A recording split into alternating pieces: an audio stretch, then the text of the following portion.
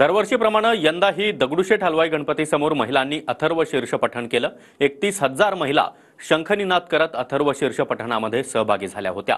दगडूशेठ हलवाई गणपतीच्या उत्सव मंडपापासून ते नानावाड्यापर्यंतच्या परिसरामध्ये दूरपर्यंत बाप्पाचं नामस्मरण आणि जयघोष अनुभवायला मिळाला।